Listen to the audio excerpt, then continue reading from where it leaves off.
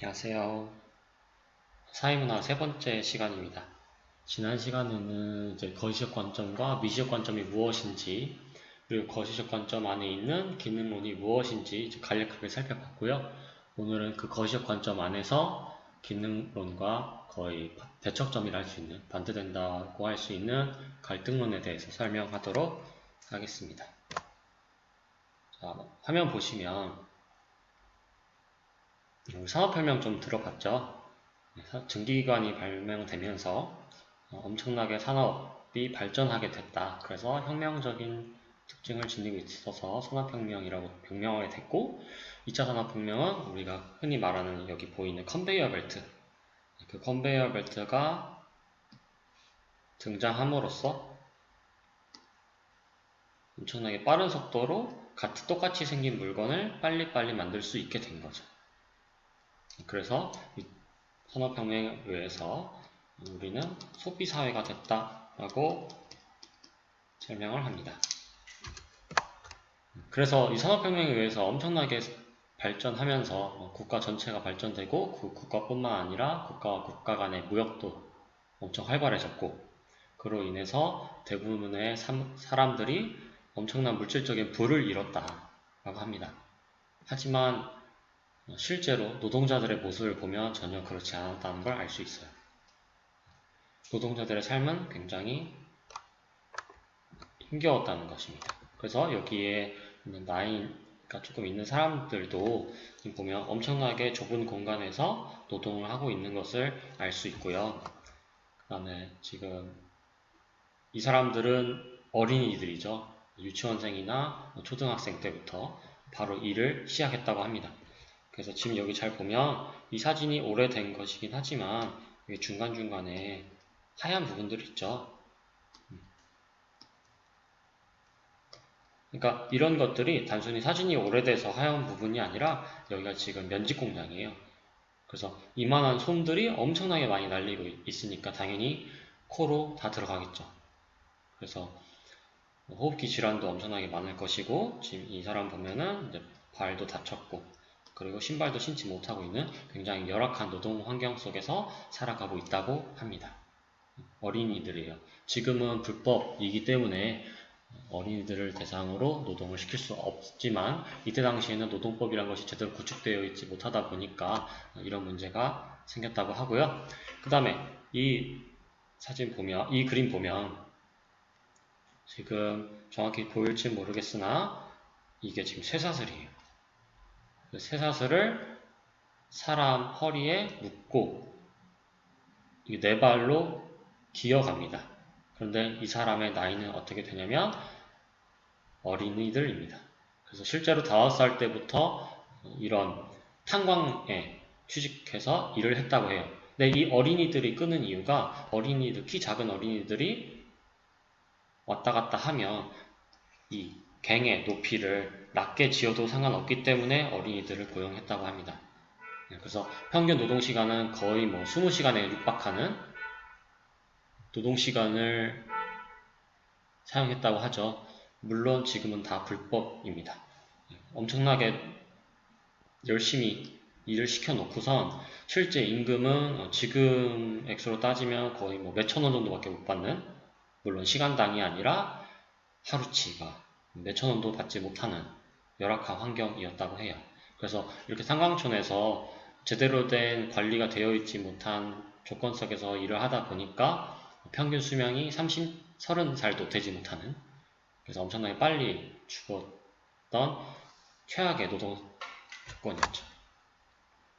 그리고 또 이거는 노동자들의 환경을 이제 비판하고 풍자하는 그림인데요.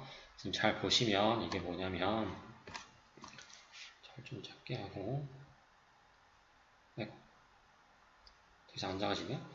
지금 보면 이 사람들은 누구냐면 자본가예요. 자본가 2명이 있죠. 자본가 2명이 있는데 자본가 2명이 빨래를 빨고 있어요. 하지만 빨래가 아니라 잘 보시면 사람이죠. 뚱뚱한 굉장히 건장한 남성들이 이 사람을 쥐어짜고 있어요.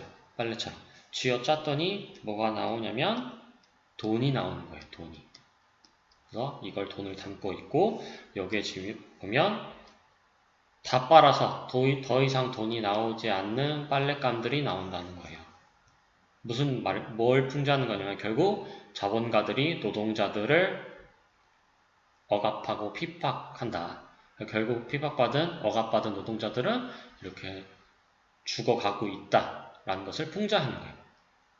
그뿐만 아니라 지금 여기 부분도 잘 보시면 여기 지금 사람이에요. 그리고 어떤 종이를 들고 있죠. 이 종이는 뭐냐면 근로계약서입니다. 근로계약서를 들고 착취당할 사람이 좀 오고 있고, 근데 잘 보시면 이걸 지금 등 떠밀고 있어요. 누가 등 떠밀고 있냐면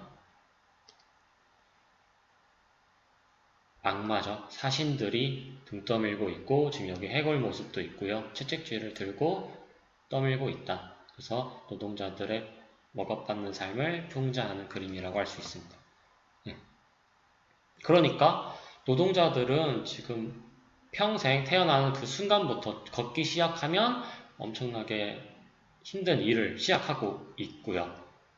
그런데 자본가들의 자녀로 태어나는 아이 같은 경우에는 태어나는 그 순간부터 돈을 들고 있어요. 그러니까 물질적인 무게를 따져봤을 때 이제 막 태어난 자본가의 아이가 6명의 노동자보다 훨씬 더 많은 부를 추축하고 있다라는 것을 풍자하는 그림입니다. 그리고 지금 우리나라 교육제도 보면 굉장히 무한 경쟁을 목표로 삼고 있어요.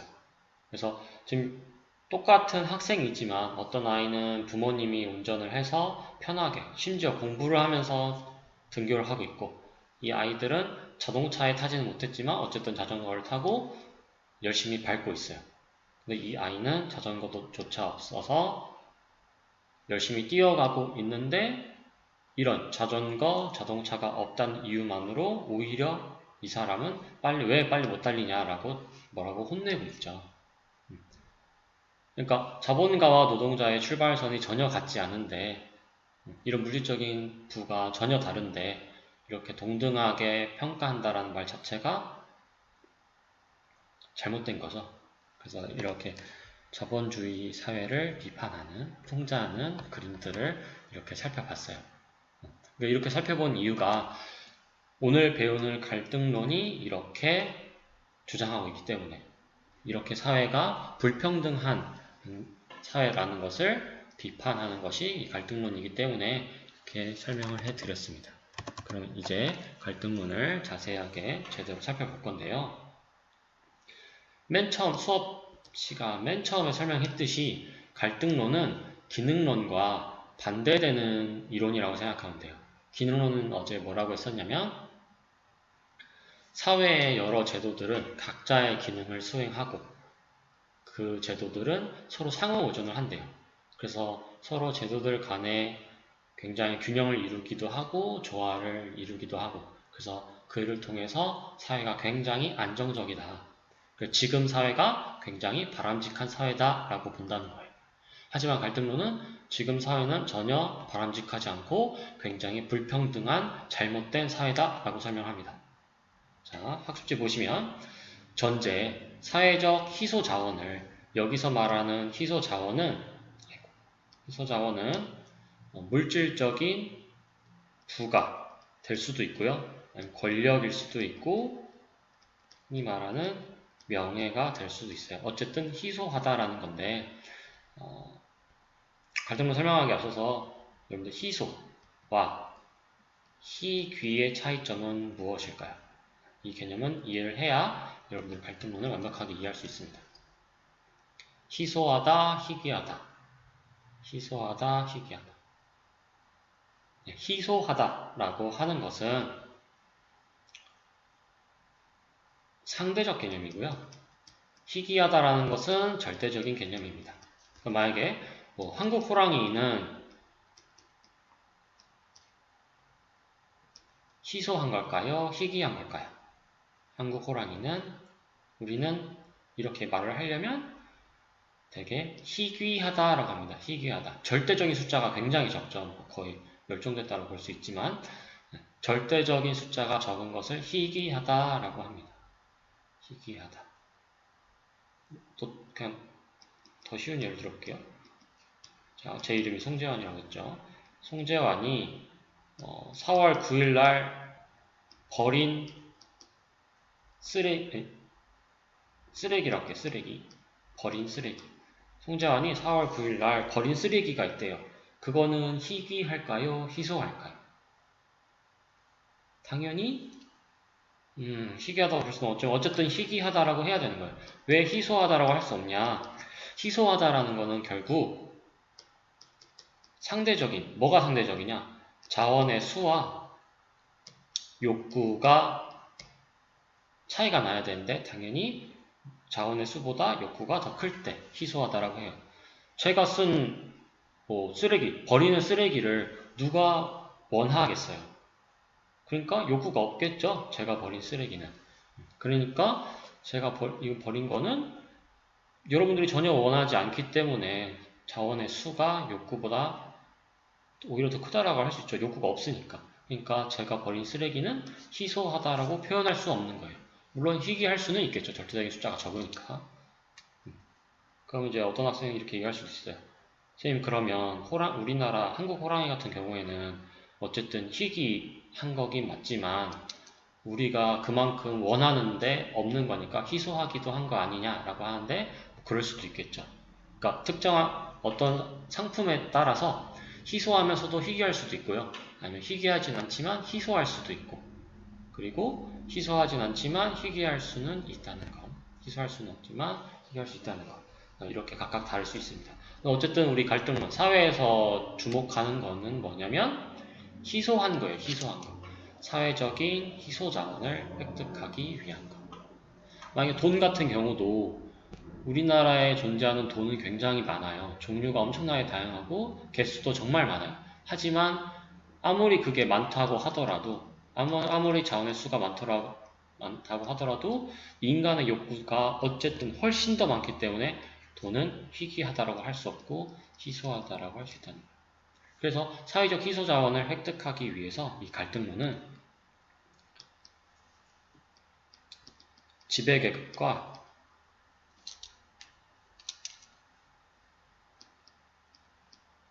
피지배계급 간의 지속적인 경쟁과 갈등의 장이 바로 사회다 라고 설명을 합니다.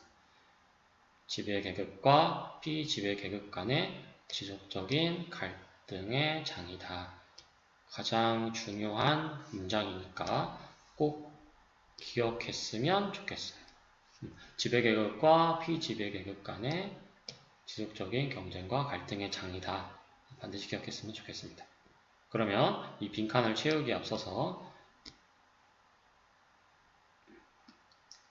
설명을 할 건데요. 저번에 얘기했듯이 꼭 여러분들이 제 영상만 보는 것이 아니라 필기를 같이 해야 돼요. 그러니까 제가 여기 지금 시간 때문에 미리 채워놨으니까 잠깐 영상을 멈추고 이 부분을 먼저 필기한 다음에 저를 따라왔으면 좋겠습니다. 자, 이 갈등론을 설명하려면 가장 유명한 학자가 이야기한 거를 이해할 필요가 있어요. 그래서 갈등론과 관련해서 제일 중요한 학자, 제일 유명한 학자는 마르크스라는 사람이에요. 칼 마르크스라는 사람인데 이 사람이 어떻게 이야기했느냐. 근대 사회에 존재하는 생산 요소는 자본과 노동이 있다. 자본과 노동 이렇게 크게 두 가지가 있다고 합니다. 자본이라 함은 돈, 또 있고요. 화폐. 그 다음에 기계, 어떤 물건을 만드는 기계도 있겠고 그 다음에 그 기계와 노동자들이 일할 공장도 있어야겠죠. 그래서 화폐, 돈, 기계, 공장 같은 것을 자본이라고 하고 그렇지 않은 인간의 능력을 노동이라고 합니다. 그러면 자본을 가지고 있는 사람을 우리는 자본가라고 부르고요. 노동력을 가지고 있는 사람을 노동자라고 부릅니다. 그러면 자본가가 공장도 있고 기계도 있고 돈도 있어요. 그렇다고 해서 물건을 만들 수 있는 것이 아니라 물건을 만들려면 노동력이 필요하겠죠. 그러니까 자본가와 노동자는 같이 일을 해야 돼요. 그러면 노동자는 자본가한테 무엇을 줘야 되냐면 노동을 제공해야겠죠. 노동을 제공해야 돼요. 그럼 자본가는 뭘 줘야 되냐면 노동을 제공했으니 당연히 그에 따른 임금을 줘야 돼요. 임금은 돈, 월급이죠. 그러면 노동자는 노동력을 제공하고 자본가는 임금을 주니까 서로 동등한 관계네, 서로 대등한 관계네 라고 생각할 수 있지만 아까 사진에서, 풍자한 사진에서 본 것과 같이 실제로는 전혀 대등하지 않다라고 합니다. 극단적인 예로 들어보면 지금 이게 뭐냐면 컨베이어 벨트예요. 컨베이어 벨트. 제가 만드는 컨베이어 벨트. 그러면 지금 이 사람은 자본가예요. 자본가. 자본가가 내가 돈도 줬고 기계도 컨베이어 벨트도 만들어 놨고 지금 공장도 만들어 놨어. 그럼 노동자 너희들은 일을 해. 라고 합니다. 그럼 노동자들이 이렇게 일일이 세세하게 그릴 시간이 없으니까 이렇게 얼굴, 노동자들 얼굴이고 이건 몸통이고 이건 다 팔이에요. 팔. 이렇게 노동자들이 컨베이어 벨트를 이렇게 쭈루루 서가지고 일을 해요. 그럼 실제로 월급을 얼만큼 받느냐? 매달 각자 100만원씩 정도 받아요. 그럼 실제로 자본가는 이 노동자들이 만들 물건을 팔죠. 그러면 거기에 따른 수익에 따라서 자신의 월급이 결정이 될 텐데 한 달에 한 1,500만원 번다고 생각을 하면 노동자들도 똑같이 일을 하고 자본가도 똑같이 자신이 가지고 있는 것을 제공을 하는데 노동자들은 한 달에 100만원 밖에 벌지 못하지만 자본가는 1,500만원이나 벌고 있다. 그럼 이렇게 생각할 수도 있죠. 아니 노동자들이 월급이 너무 적네? 그 노동자들이 자본가한테 돈 달라고 더 달라고 하면 된다 라고 말할 수 있지만 자본가는 그럴 필요가 없다는 거예요. 근대 때는. 왜냐면 만약에 그래? 너 100만원 부족하다고? 돈 더 달라고? 그래? 그럼 너는 우리 회사에 적합한 사람이 아니네. 너 해고야? 라고 그냥 해고를 할 수 있었다는 거예요. 옛날에는. 물론 지금 그렇지 않지만. 그러니까 자본가는 이 사람을 해고하고 또 다른 사람을 100만원으로 일할 사람을 고용하면 된다는 거예요. 그러니까 결국 아쉬운 건 누구냐면 노동자라는 거죠. 그러니까 100만원만 받더라도 울며 겨자 먹기로 일할 수밖에 없는 상황이라 결국 실질적으로 대등관계가 아니라 자본가는 지배층이 되는 것이고 노동자는 지배를 받는다 해서 우리는 피지배층이라고 합니다. 피지배층. 그러니까 노동자는 자기가 하고 싶어서 하는 게 아니라 어쩔 수 없이 가지고 있는 것이 자신의 노동력밖에 없으니까 자본가한테 끌려다니는 거예요. 그래서 피지배층이 되고 중요한 건 노동자가 아무리 근면성실하게 일한다고 하더라도 매달 100만원 밖에 벌지 못하지만 자본가는 매달 1,500만원을 버니 점점 자본가는 노동자보다 더 부자가 되고 노동자는 더 가난해질 수밖에 없는, 다시 말하면 점점 더 양극화 현상이 나타날 수밖에 없는 사회라는 거예요. 굉장히 불평등한 사회라고 갈등론은 주장합니다. 자, 그러면 이제 마르크스가 주장한 것을 설명을 했으니 이제 갈등론이 사회를 어떻게 바라보는지를 또 설명해 드릴게요. 자, 보시면 지금 여기 사회가 있어요.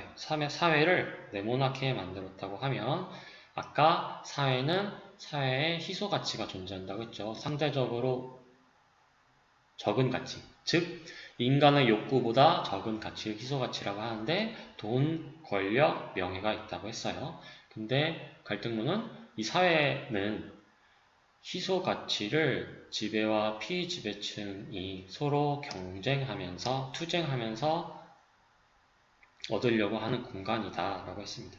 그래서 여기다가 경쟁과 투쟁의 공간이라고 적어주세요. 경쟁과 투쟁의 공간이라고 이렇게 적어주시면 됩니다. 그리고 많이 가진 자는 아까 얘기했듯이 자본가죠. 그래서 갈등론에서는 많이 가진 자, 지배층, 갖지 못한 자, 노동자는 피지배층이 되는 거예요. 근데 결국 아까 설명한 것과 같이 많이 가진 자, 지배층은 피지배층을 억압하고 착취할 수밖에 없다는 것. 네. 그래서 억압하고 착취하다 보니 희소자원은 점점 더 불평등하게 배분된다. 배분된다는 건 나뉜다는 거죠. 불평등하게 나뉜다 라는 거예요. 그게 바로 사회 구조가 돼버렸다는 거고, 이 재생산은 다시 계속 생산된다. 이 구조가 계속 생산된다. 그러니까 돈 많은 사람은 계속 부자가 되는 것이고, 가난한 사람은 계속 가난한 사람. 그러니까 만약에 내가 가난한 사람의 자식이라면 여전히 계속 가난할 수밖에 없고, 내가 아무리 능력이 없어도 나의 부모님이 가진 자라면 난 태어나는 그 순간부터 가진 자가 되니까 점점 사회의 격차가 심각해진다. 그래서 노동자와 자본가만 구분되는 것이 아니라 노동자의 자식, 자본가의 자식에게 계속 이어진다는 거예요. 이 불평등한 것이. 그렇기 때문에 재생산된다라고 표현을 하는 것입니다. 그러니까 노동자와 자본가, 지배층과 피지배층 사이가 좋겠어요? 안 좋겠어요? 당연히 안 좋겠죠. 자본가들은 계속 자신의 부를 증식하려고 하는 것일 거고, 노동자들은 이 가난한 상황을 빨리 벗어나고 싶어 하겠죠. 그러니까 갈등론이 설명하는 사회에서는 지배층과 피지배층의 갈등이 항상 존재할 수밖에 없죠. 그래서 항상 존재할 수밖에 없다. 상존이라고 표현을 합니다. 갈등이 상존된다.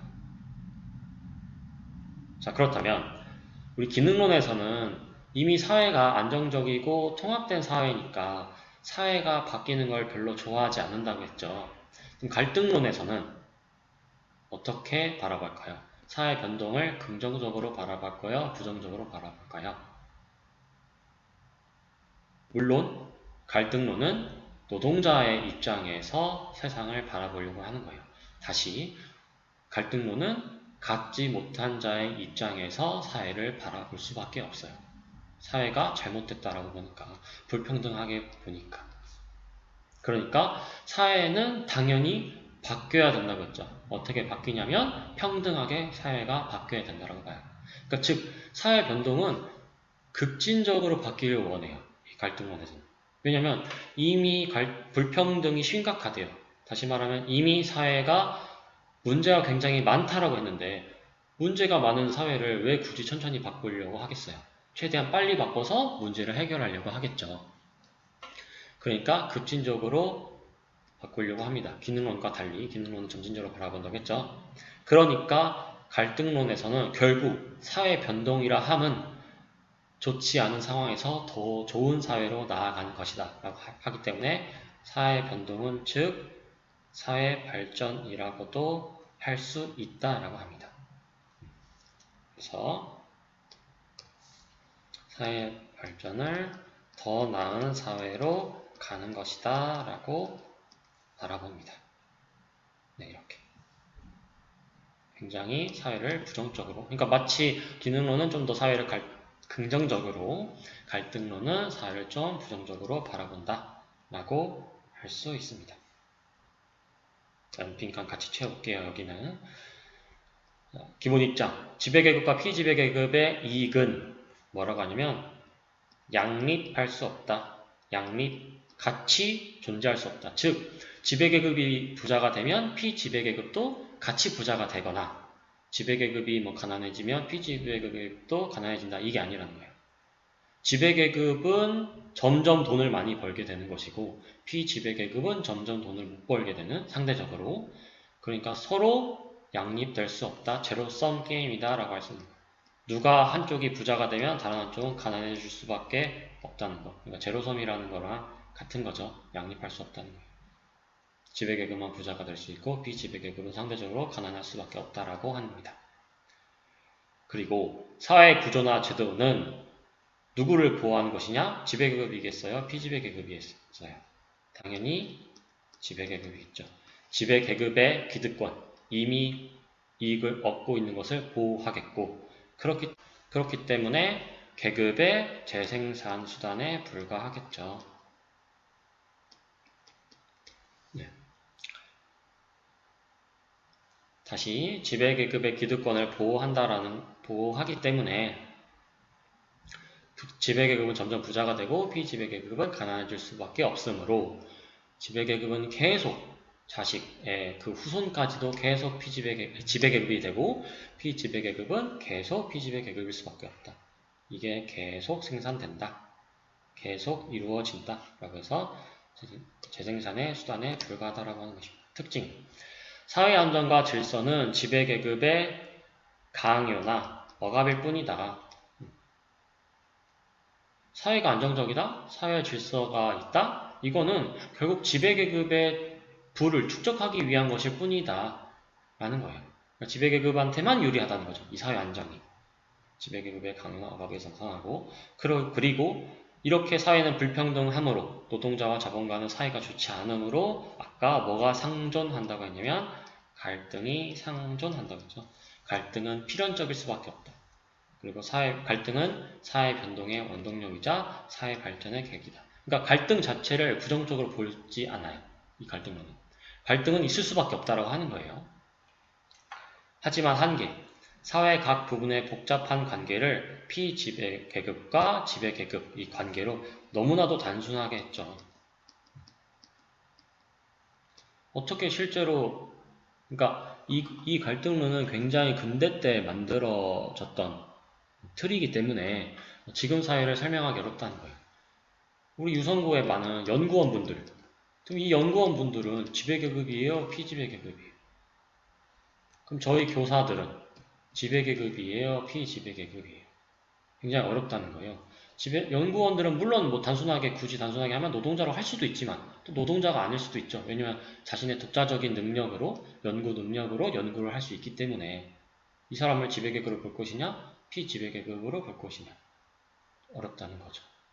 그러니까 너무나도 점점 더 복잡해지고 있는데 사회는 이 사회를 너무 단순하게 이분법적으로 생각한 것이다. 너무나도 단순하게 양분화한 것이다. 이분법적으로 너무 본 것이다. 그럴 수도 있고요. 그리고 기능론이 강조하는 사회적 합의, 존속, 통합을 너무나도 간과하고 무시한 경향이 있죠. 실제로 사회적 합의는 중요할 수 있는데 너무 갈등만 주장한다라고 비판할 수도 있어요. 기능론의 입장에서. 저번에 매번 얘기해요. 기능론과 갈등론은 서로 반대된다고 했죠. 그러니까 기능론을 비판하는 관점은 결국 갈등론이 기능론을 비판하는 것이고요. 갈등론을 비판하는 것은 기능론이 비판하겠죠. 그러니까 이 한계는 기능론적 관점에서 갈등론을 비판하는 것입니다.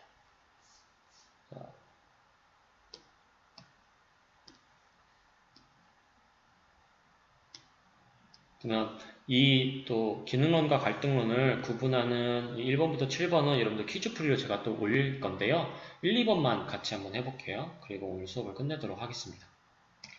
자, 1번. 사회 평등을 균형으로 돌아가기 위한 일시적인 과정으로 이해한다. 사회는 바뀌긴 한다. 하지만 균형으로 우리는 돌아가야 돼. 균형으로 해야 우리가 제일 좋은 사회니까 라고 보는 건 기능론이라고 했어요. 갈등론이라고 했어요. 네, 균형을 중시하는 것은 기능론이라고 했죠. 이런 일시적인 과정 이런 말들은 제가 다음 시간에 다시 설명을 해드릴게요. 그 다음에 2번 사회가 스스로 균형을 유지하려고 한대요. 사회는 균형을 좋아한대. 조화를 중요하게 생각하고 안정적인 걸 중요하게 생각한대요. 이건 무슨 관점이죠? 네, 지난 시간에 배운 기능론적 관점입니다. 3번까지 한번 해볼게요. 계급 간의 이익이 양립할 수 없다. 두 계급이 동시에 부자가 될 수는 없다. 라고 하는 것은 당연히 갈등론이죠. 갈등론은 계급은 지배계급과 피지배계급으로 이루어지는데 지배계급은 계속 이익이 증가하지만 피지배계급은 계속 이익이 줄어든다. 그러니까 양립할 수 없다라고 하니까 갈등론이죠. 이렇게 여러분들이 기능론과 갈등론을 이해할 수 있습니다. 기능론과 갈등론은 실제로 시험 문제에서 많이 구분하기 때문에 다음 시간에 어떻게 되게 구분하는지를 간략하게 표로 설명을 해드리도록 하겠습니다. 오늘 영상 여기까지고요. 꼭 학습지 프린트 하거나 꼭 이 필기한 부분 여러분들도 같이 필기해서 공부하시고 이 퀴즈 풀이도 반드시 풀어주시기 바랍니다. 수고 많으셨습니다.